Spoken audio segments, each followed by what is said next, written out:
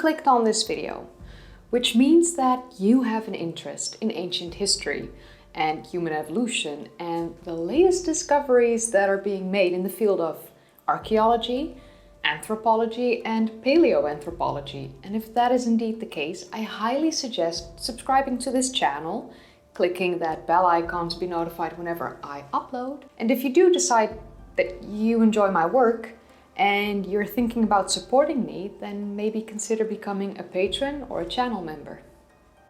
On May 17th, 2022, a paper was released by Nature about a Middle Pleistocene molar that was discovered in the Annamite Mountain chain in the country of Laos.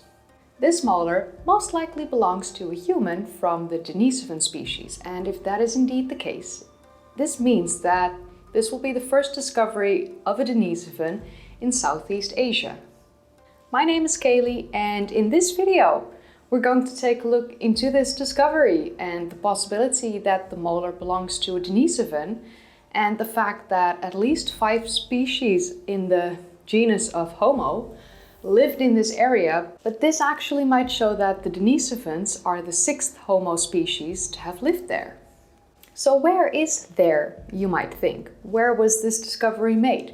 I always love to look at the location first, as we know that the location can hold a clue or a key into the discovery.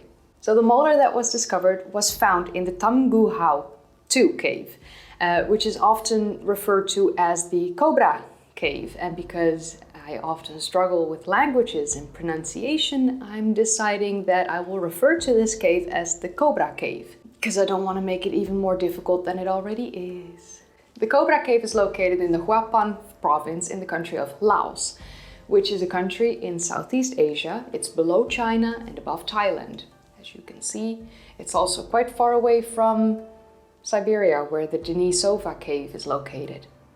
So this particular cave and its fossils were discovered after a survey was done in the immediate area, due to another famous discovery nearby at the Tampa Ling site, where 70,000-year-old Homo sapiens fossils were discovered.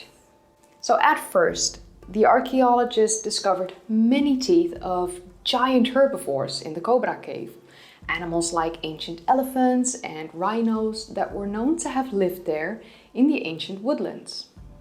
So in the same sediment as 3 discovered animal bones, the archaeologists found a molar belonging to a species of human.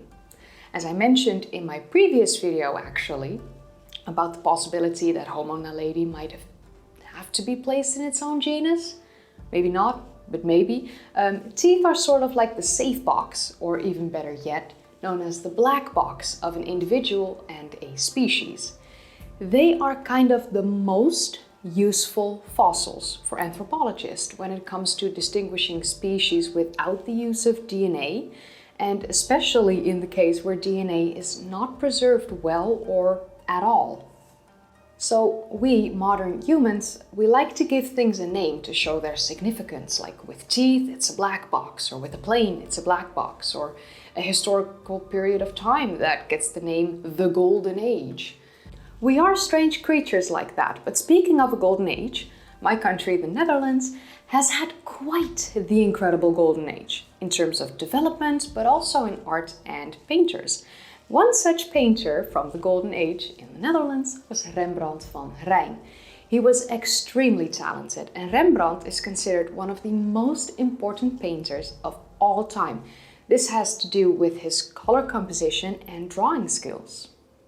Wedding portraits of Martin Solmans and Opium Coppit, which Rembrandt painted in 1634, sold for $182 million.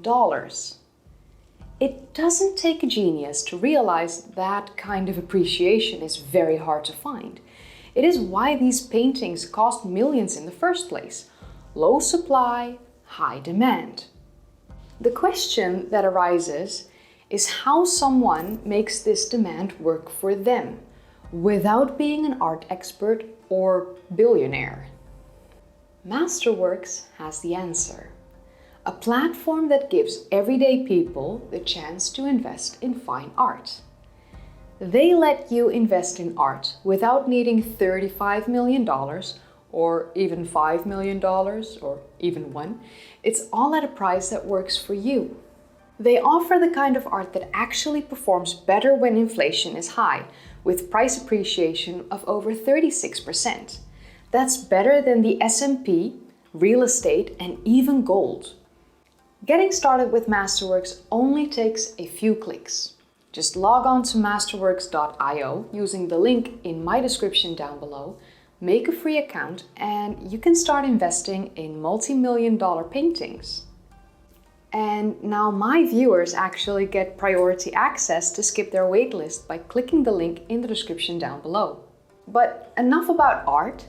Let's get back to the tooth that was discovered in the Cobra Cave in Laos in Southeast Asia that broadens the area of where the Denisovans roamed in ancient times. So yes, of course we do know that the Denisovans lived in a much larger area than just around Siberia and Tibet. Their DNA is found all over the Philippines, Australia, Indonesia, and that in itself is already quite indicative of their spread. But besides traces of their DNA, we have not found any physical evidence of them living anywhere else besides, again, Siberia and Tibet. Well, that is until now, it seems.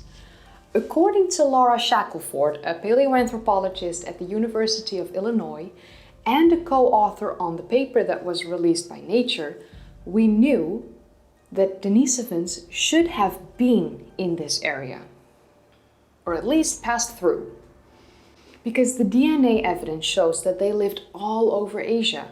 But it's nice to finally have that tangible piece of evidence of their existence in this area. So the sediment surrounding the molar was analyzed and dated by the use of a multitude of methods, including Bayesian modeling of luminescence dating of the sediment, uranium-thorium dating of overlying flowstone, and uranium-thorium dating and ESR dating of associating faunal teeth found in the same layer of sediment. Again, ESR stands for electron spin resonance, which is an important method of dating fossils, especially teeth.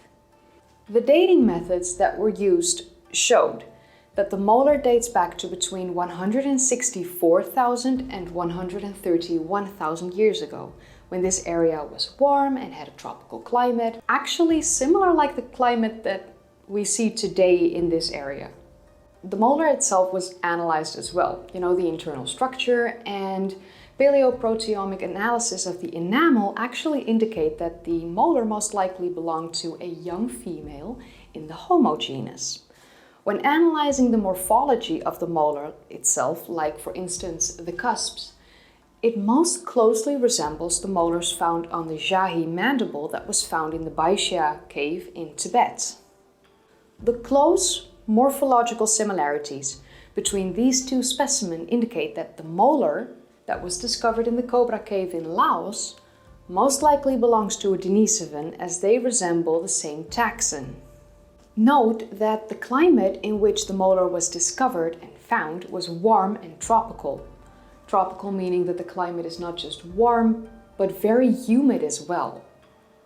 If there is one thing that we know without a doubt that destroys DNA a lot faster, we know that it's warm humidity. And unfortunately, as you may have guessed, the DNA in the molar has completely disintegrated.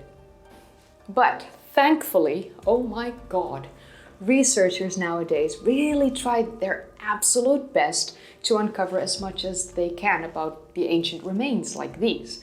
And they discovered ancient proteins, and these ancient proteins actually suggest that the molar belonged to a young female, most likely Denisovan, between the ages of 3.5 and 8.5 years old. So we know that Homo species, from the Homo genus, were able to inhabit vast areas. Evidence of this is Homo erectus and its remains that we have found not just in Africa, but in Eastern Europe, West Asia, South Asia, and even going all the way down to the islands of Indonesia. So why would it be strange to think that Denisovans inhabited a vast area as well over time?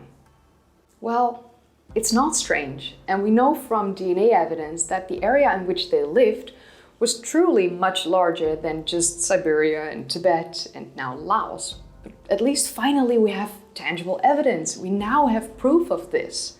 It's the very first step of actual physical proof.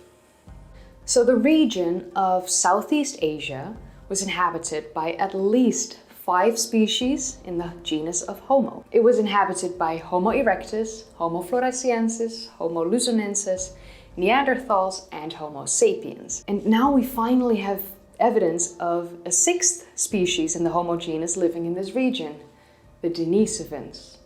And maybe, but Homo longi is still a bit yes, no, but that could be the 7th. This shows that this region of Southeast Asia was an absolute hotspot for diversity in the Homo genus. They all flocked to this region sooner or later, and they made it their home. The discovery of this molar also shows another thing, that the Denisovans were actually quite successful as a human species and not confined to a small area. There even is a slight indication that they may have actually survived until about 15,000 years ago. But that in itself definitely warrants a whole separate video that I will create very soon, because holy hell, I just stumbled upon that and I will have to investigate. We do know that Denisovans and Neanderthals were most closely related. They split from the same ancestor as us, Homo sapiens, but they split a lot later than our own split from this same common ancestor. We also know that Neanderthals and Denisovans interbred. My full hybrid video is evidence of that. But we also know that Neanderthals and Homo sapiens interbred. And we know from DNA evidence that Denisovans and Homo sapiens interbred as well. Yes, these are 3 distinctly different species, but because all 3 share the same common ancestor, they were able to have viable offspring. And this is evident in the fact that modern humans, us, carry Neanderthal and Denisovan DNA within our genomes. Denisovan DNA is mostly found in Asia, and Neanderthal DNA is mostly found in Europe, Africa, and America, but still. The discovery of this molar in the Cobra Cave in Laos might essentially be the smoking gun that we needed to show their presence in Southeast Asia. New discoveries and research like this is needed to broaden our understanding, and I really cannot wait to see what else the future will uncover. But before I end the video, I would like to remind you of the Masterworks link in the description down below. Click on it, create your account, and start investing. If you enjoyed watching, then don't forget to give it a thumbs up, subscribe if you'd like to see more of these kind of videos, and click that bell icon if you want to be notified whenever I upload. If you haven't seen my previous videos yet, then click the card in the upper right corner, or click one of the links in the description down below, or click a video in the end card. I cater to you. I like it when you watch more of my stuff. Otherwise, I feel like crying in a corner. And we don't want to see that because I might ugly cry and it's not a good look. If you enjoy my work and you want to support me, then consider becoming a patron or a channel member. And for the ones that are already supporting me, thank you so much. I'm eternally grateful. And I always try to thank everyone who becomes a patron on Patreon, and with the channel members, that's a bit more difficult for me because I can't necessarily send you a message, but hey, at least I want to thank all of you for the support. But with that said, you've reached the end of this video, and I will see you in the next one. Bye!